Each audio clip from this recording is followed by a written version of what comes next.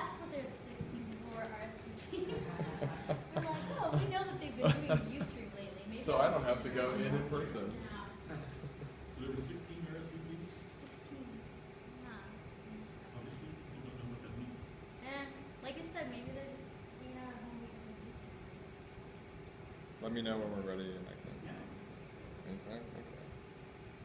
I'm going to reload my speaker here so I can get that. All right. So I'm Josh, and I'm going to give a quick talk on Ember Simple Auth. This is a library for authentication in Ember. Installing this is super easy.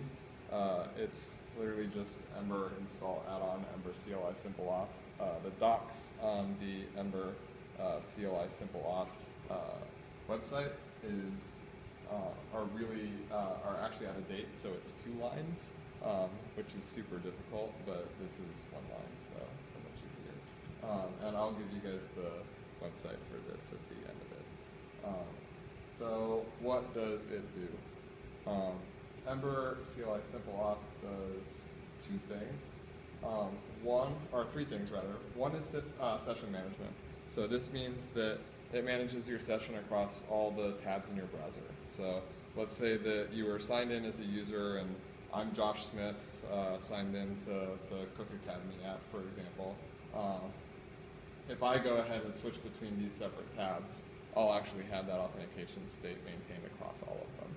Separate tabs, separate windows, whatever. And stop me at any time if any of this is confusing, because I know we're a little bit of a beginner-oriented group. So we can dive into this.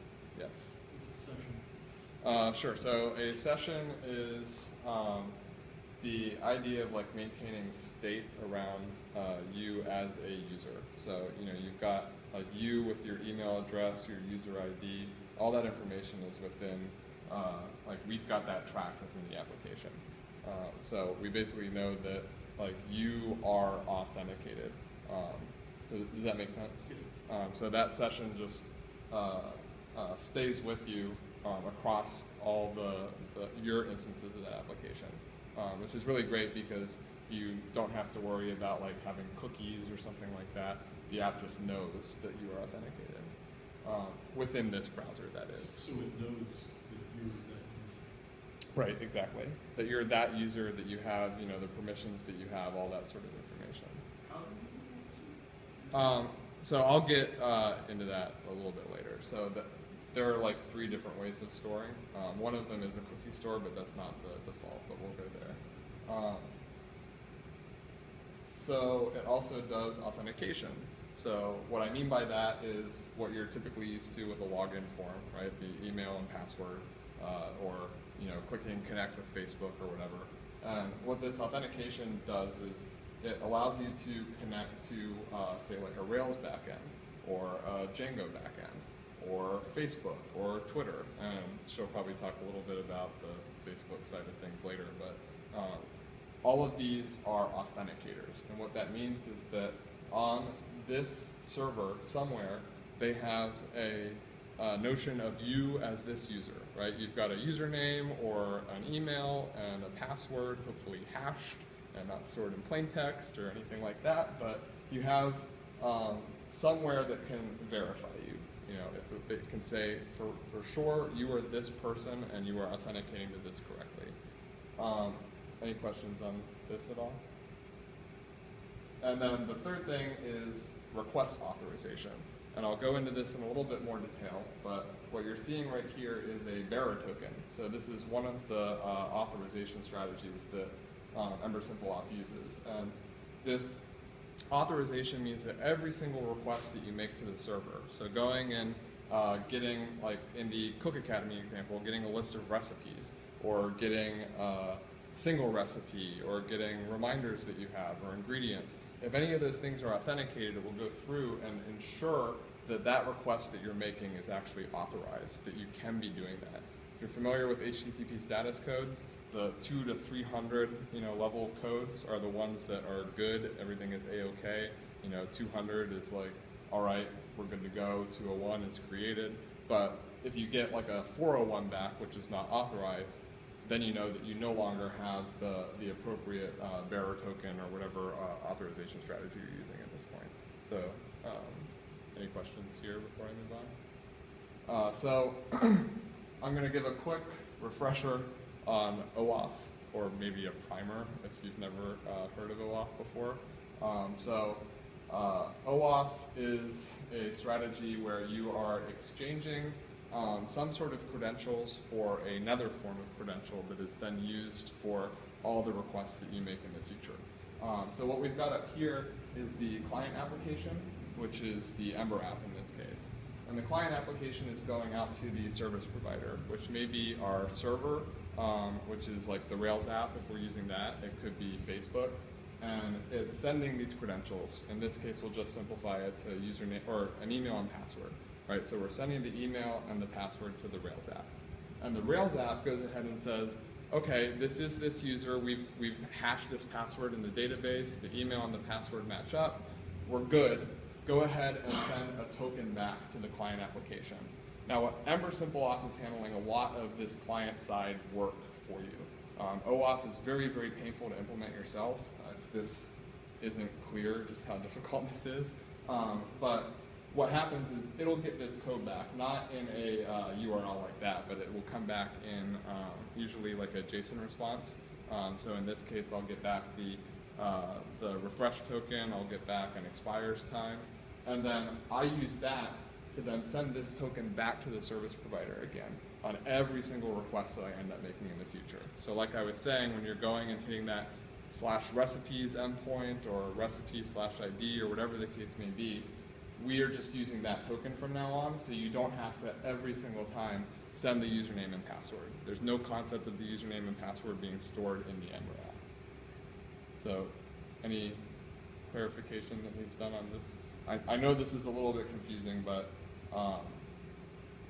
this is basically how it works for Facebook, Twitter. You know, if you're familiar with like when you hit login with Facebook or login with Google or whatever it is that you use for third-party authentication on any site, and it comes up with that authorization screen where it says, okay, do you want to connect with this app? Once you're done with that, it then sends that token back to that app, and that app now uses that token from now on to authenticate you with Facebook. So right here is the authentication step only, this section, and then down here is the authorization step. So that's the kind of subtle difference between the two. So authentication is just that initial step of, are you okay? Are you the person that can be using this? And the authorization step is the ongoing, can you continue to view the resources that you're trying to view? There are 3 different authenticators that Ember Simple Auth provides to you. There is Simple Auth OAuth 2, which uses the strategy that we were just talking about. There's Simple Auth Devise, which is specific to the Ruby on Rails Devise gem, which, anybody here a Rails person? Just you. So Simple Auth Devise, Devise is a very, very popular gem for handling anything with authentication. So it is kind of a behemoth in the Rails world. I'm not personally a fan of it, so the app that I'll be showing you in a little bit uses a different authentication strategy on the Rails side, but we'll go into that more later. And then Simple Auth Tori, which is a little bit of a, it's an interesting framework because it's using just the authentication side of things. It has nothing to do with the authorization side of things. And this, that's weird. I'll put on,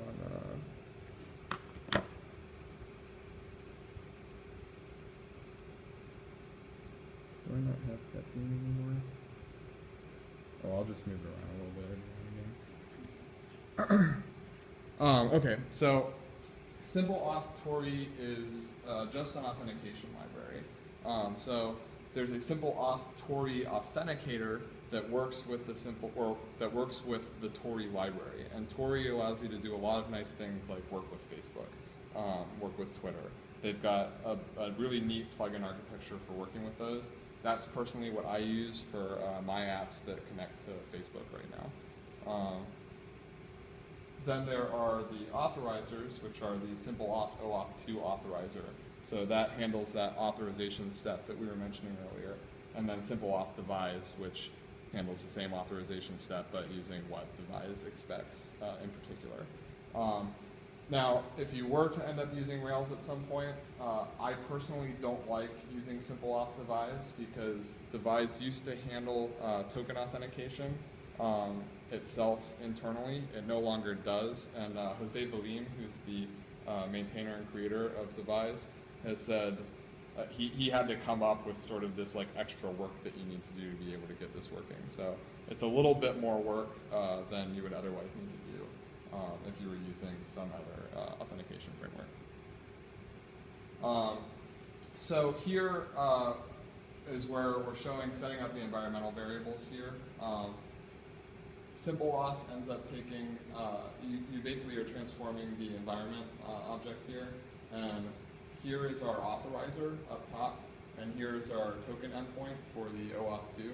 So the authorizer, we're just saying we're going to use the OAuth2 bearer authorizer, and then the server token endpoint is for the authentication step, where we actually hit that URL, and you can see that I'm using a specific server token endpoint in development. That api.lvh.me, lvh.me just reroutes to localhost, and I've got my API on an API subdomain, so I'm actually making it work how it would work in production. And then it's just this OAuth/token, which is the Rails implementation detail on that. Any questions on this at all? So all of the sessions get managed using this application route mixin.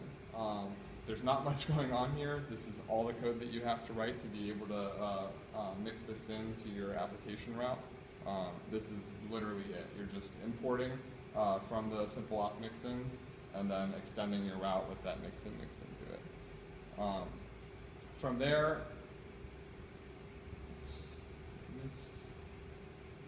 oh, I lost my presenter. So that's the part that actually gets the tag, which you're authenticating. So this will actually end up, what this does is this step, which gives you these events.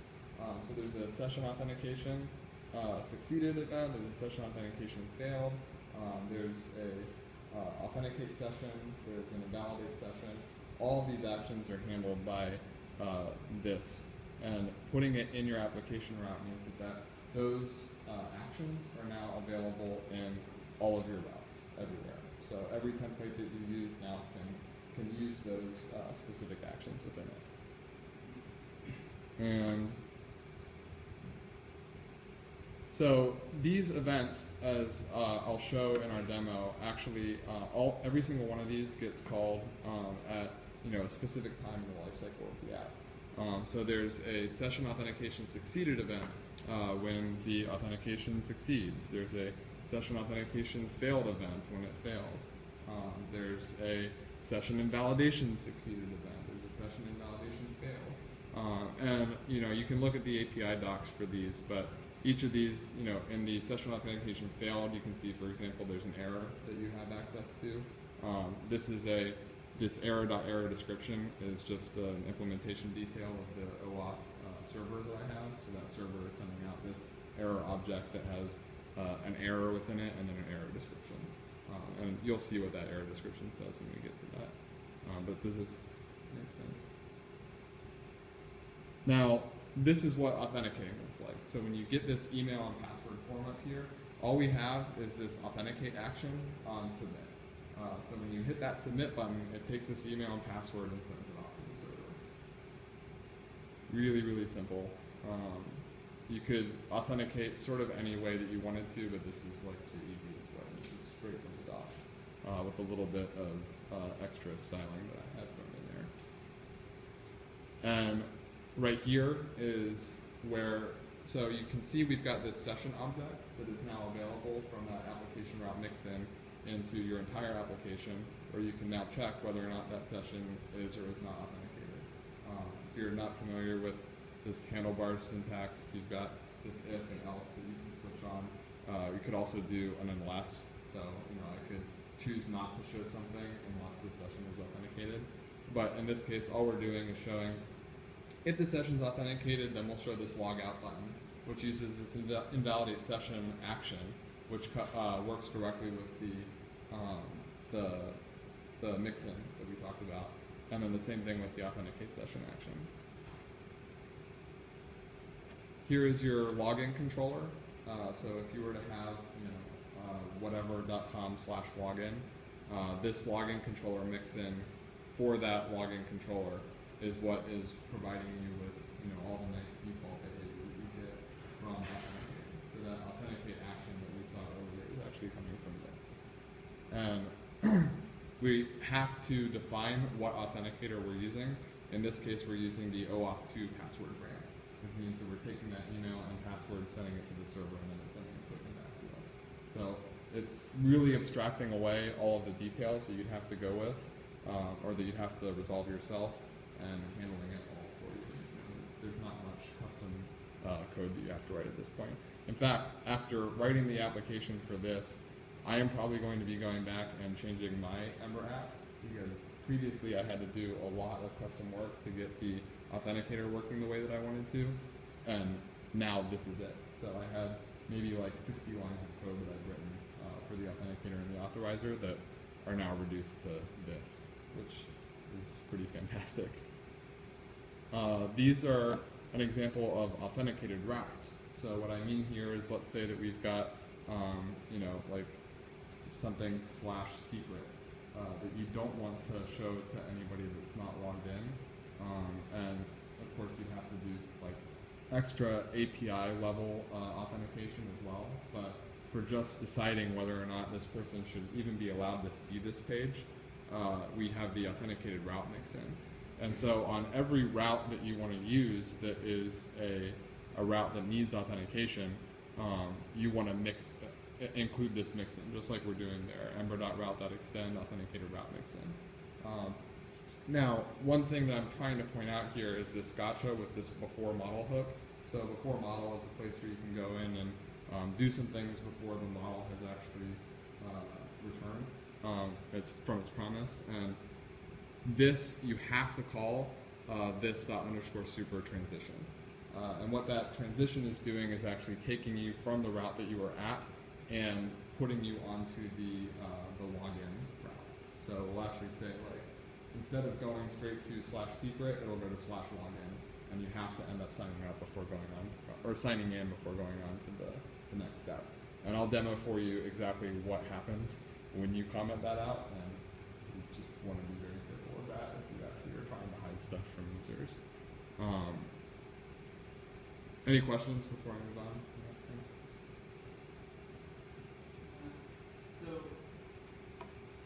So at this point, you're just pulling in these opt-in controls from simple opt, and then.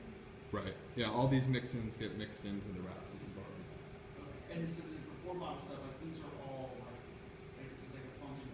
So Before model isn't something that you would need to do, but if you were to do a before model in a route, which I've had to do previously, I'm not sure if you do it, but it happens relatively often in the life cycle of an Ember app.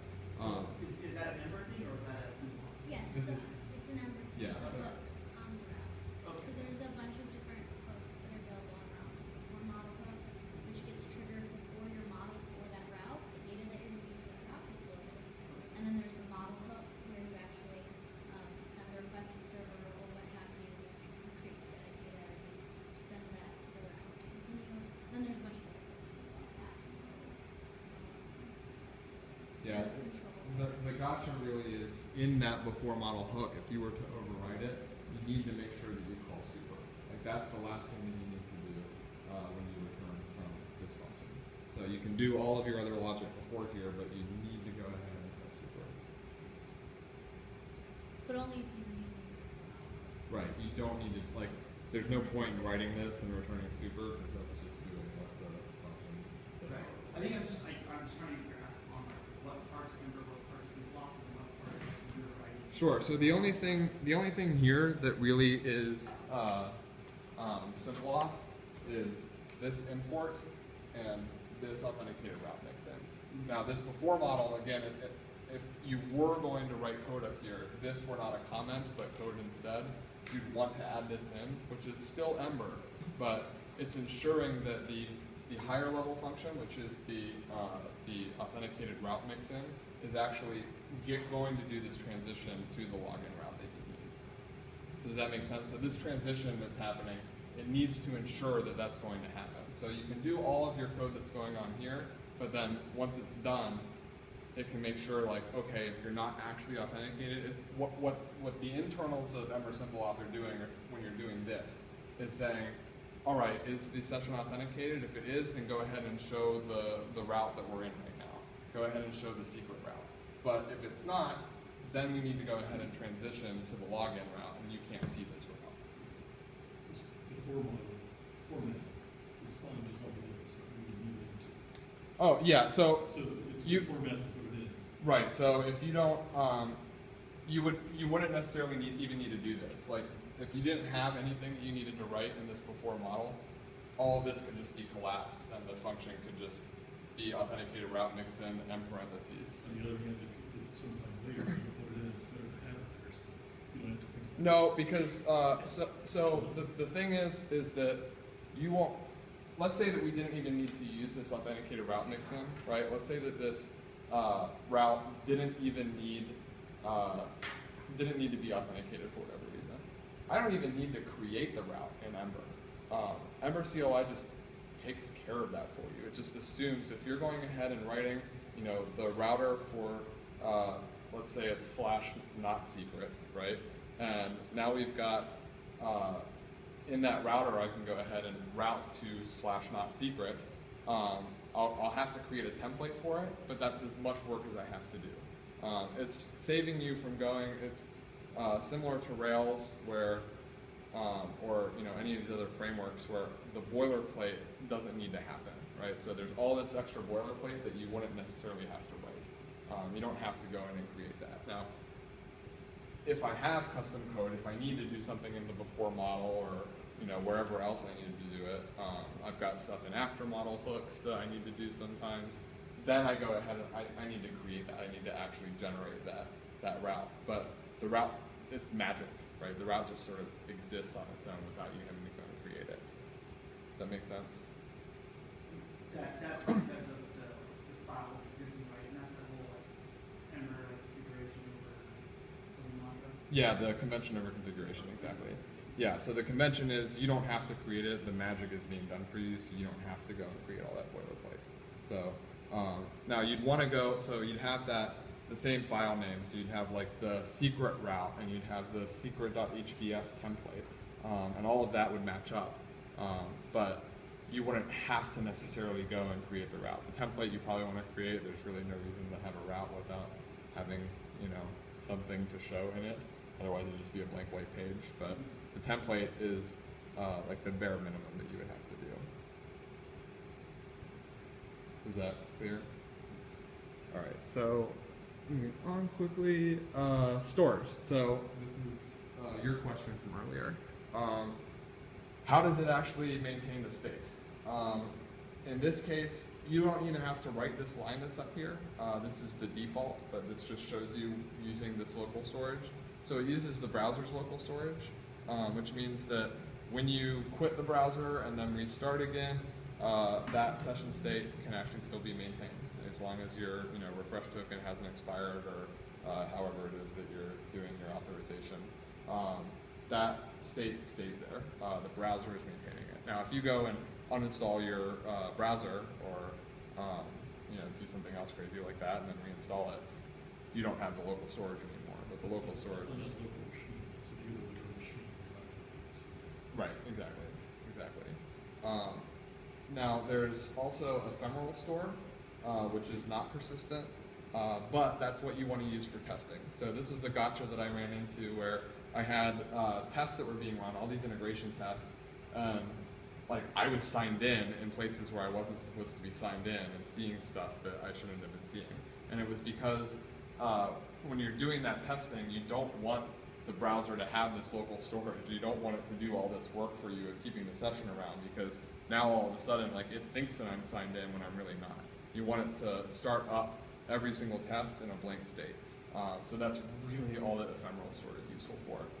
There's also Cookie Store, which has a plugin called Ember Simple Auth Cookie Store. I wouldn't advise to use the Cookie Store. It's just a lot of extra work that you have to do for not much benefit. I'd say like the real benefit of using that would be, let's say if you needed to maintain that cookie between some other application, like let's say that we had a WordPress application that required you to be authenticated, and it were on some separate subdomain or somewhere else, and you wanted to share that cookie between that, then you could do that. It'd still be a lot of work, but just stick to the defaults and you're probably going to be fine. So this is a temporary solution with normally your backend provide? So this is just with managing the session state. So what that means is so what your backend provides to the session is this authorization key or this refresh token or whatever the authorization strategy is, but let's just pick one and say it's the OAuth2 bearer token strategy, where you provide an email and you provide a password, and now you get back this refresh token. The session, this local storage will actually go ahead and hold on to that session information. It's got that refresh token in it. It's there. It's just in the browser. I could actually go, when we go in there, I can go into the local storage in the Chrome developer tools and show you, okay, we actually have all of this session information right there. So the duration is for the session. Right. The session is away. Exactly. Then we need the refresh token again. Yeah, then we need to authenticate at that point. And really, you can keep that in local storage for a long time. So it's going to be there for quite a while, and it really then doesn't depend so much on how long the session is going to be there, but it depends more on how long what's what I'm looking for? How long the refresh token lasts, right? So if you don't end up refreshing that token and it has some sort of hard expires time, then you're done. Does that make sense? Yeah, we're going way over on time, but this is good. So cores is another gotcha. Nobody here is Rails except for you, but if you're developing locally and you're trying to use something like an API subdomain that's on a different domain from like the localhost port 4200 that Ember runs on, you're going to run into this issue. It's not going to happen if you're on the same subdomain in production, but it probably will happen in development or staging or wherever you're at before you even get to that point. What this means is it's cross-origin resource sharing.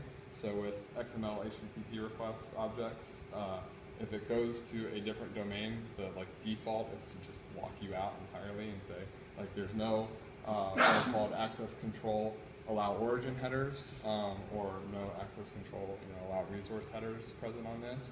What this does is sets access control allow all origin and access control allow and then these any headers and get posted options requests to come through to the Rails server. You'll end up at some point running into this if you're trying to use Ember Simple Auth and you're gonna wonder what's going on. So just remember this and send me an email or something and I can try and help you figure it out with whatever you're on. But that is, any questions on how that works? It's really just a gotcha. And now really quickly, I just want to run you through a demo here. So this login button is this same authenticate that we were talking about before. All that does is now bring up my login route. And we've got just this email and password form here. Now, if I go ahead and I try and submit this without a password, now we've got this error back, which is hard to read on the screen, but it says session authentication failed. And now that's that error that I showed that was being provided back from the server. And the server is saying the provided authorization grant is invalid, expired, revoked, does not match the redirection URI used in the authorization request or was issued to another client. So really super helpful error message. Probably want to handle those errors on your own. yeah, present something like email and password didn't work. But in this case, we're going to go ahead and my password is password, which is super secure. Now you can see session authentication succeeded, and now we're at the super secret route. And we can go back to index here. Here's I have a secret link to this route. Now, if we go ahead and we log out, which is that invalidate session action that I showed you before, you can see that the session invalidation succeeded, and now we no longer have access, and we've got the login presented here. So, you can see this is all happening really within the same page. We didn't like redirect anywhere except to the other route in Ember. Now, if we were to go here to this, like, I have a secret, you can see that it's redirecting to login. But if I go ahead and I say, where was it? In here. If I comment this out, and now reload and go to, I have a secret, that's the scary thing I was talking about. We're not calling that super transition. Oh, we're in here and I'm not even logged in. If we go back to index, I'm not logged in at all. So as soon as I go ahead and comment that again, works just fine. And you can see all of these alerts that we're getting called are from all the actions that we got from this application route mixing. And really the amount of code that I had to write to do this was a little bit of setup in the environment.js file. This I didn't even have to write, so all of this code goes away. This code right here, which again, I did not have to write this. I just had to write the authenticated route mix into there. This is my index, my login, and the protected route. And that's it. I mean, that's really not that much work if you've done authentication or anything else before. So that is it. If you guys don't have any other questions. Yeah, that's what you do. So this might be more like a question, but where exactly is Austin handled? Like, is there an actual link on those links, and that's just triggering them up? So in this router is, this is not large enough, but there we go. So you can see that there's just the login route and the protected route. And now this goes back to the thing that I was talking about later. If you look over here, I don't have a login route defined here at all. I've just got application and protected. So I didn't even have to create the login route. That was just magically provided. Ember By that convention. automatically will create routes and controllers based on a core. You don't provide it. But are you capturing that event and then turning it out? How's that? That's just the No, yeah, that's a handlebars helper. So this link to index that was going back to the index is just seeing, okay, we've got a route at index, and now I'm going to go ahead and go back to that route. But so when you're saying index, I'm telling the browser what's actually happening? It's creating an actual It's, yeah. action happening that's going to index, and Yeah. And then the router just is HTML loading up the browser and Ember sees that you don't change and load the route. yeah. Exactly. All super magical, but really awesome. Any other questions on it? I know this is kind of above where a lot of us are at this point. Yeah, I mean, it's nice to see, from my perspective at least, how little boilerplate needed to be written to get to a point where we have authentication working. I mean, if you've dealt with the pain of doing this in other places, there's a lot of work that can go into this. Now, of course, I've still got the Rails app here, but even then, for me to add this into Rails required a couple of gems, a couple of lines run on a CLI, adding in this core stuff so I could get it working in development, adding in a couple of lines here to actually authenticate. And you can see here that I'm using this like password grant flow, which is the server side of that user email password exchange that we were talking about. I've got this refresh token that gets passed along. So the gem is doing a lot of that work for me too. I'm just setting up a little bit of information to be able to get it there. Exactly. So I've got, if I were to like post out manually to this, actually you can see it here when we make this authentication request. So if we look at the network here, and I do this again, you can see down here we've got this request that has come in, and it's hard to see, but no, you're right. This is just the inspector in front. So on this network tab, you can see I'm getting back this access token, this created at timestamp. It expires in 7,200 seconds. I've got this refresh token, and so this access token and refresh token are what are going to be passed up to the server on all those authorization requests that are made. I didn't go into actually creating like an API backend for us to see like requests being made and using that refresh token, but you can just trust me that it passes that up along and then sends the response back. And then in that response that you get back, you might get back a new refresh token too if it needs to be updated.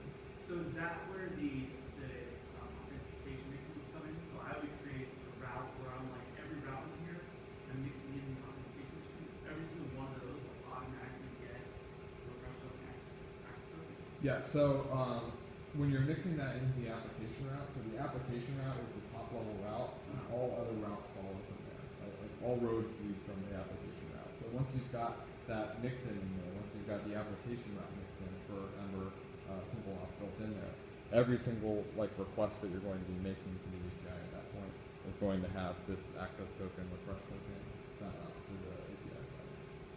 And that will happen it will end up inserting itself into the calls that you make through like REST adapter or active model adapter or whatever adapter you're using to actually talk to your API.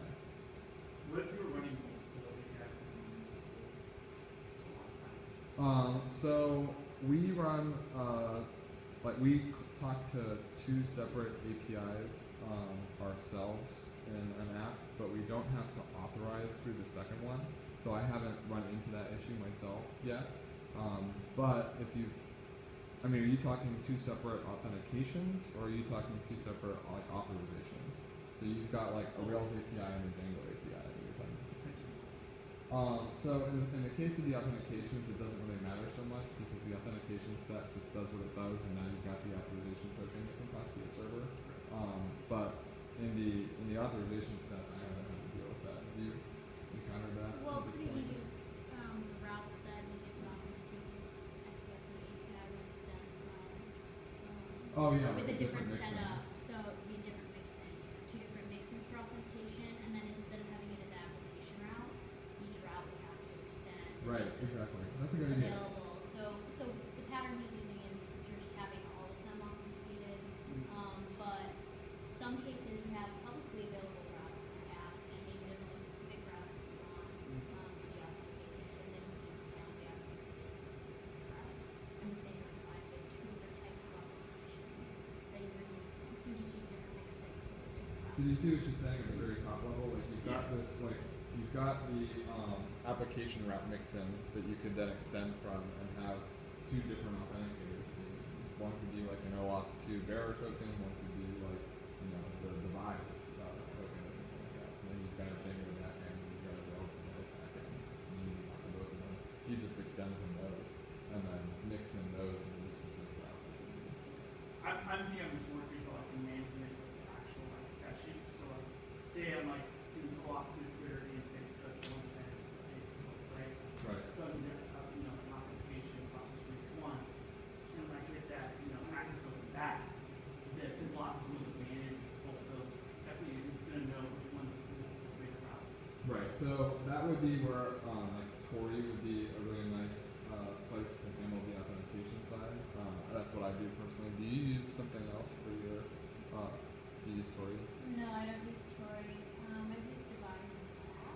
But I mean on the Facebook side of things, or Yeah, I'm currently using Ember, Okay. well, Ember Easy Off by Dockyard. okay, So gotcha. it's like a Dockyard specific. Oh yeah, that's right. We talked about that. Yeah. Yep. So what you could do is, I mean, what I would personally do if you were trying to handle something like this, right? Where you've got Facebook and Twitter as different authentication mechanisms, and you're using both of them simultaneously, is still have an API that you're hitting yourself and sending that token, because let's face it, when you're getting that token back from Facebook or Twitter, it's usually a short-lived access token, and you typically want like the long-lived access token from them.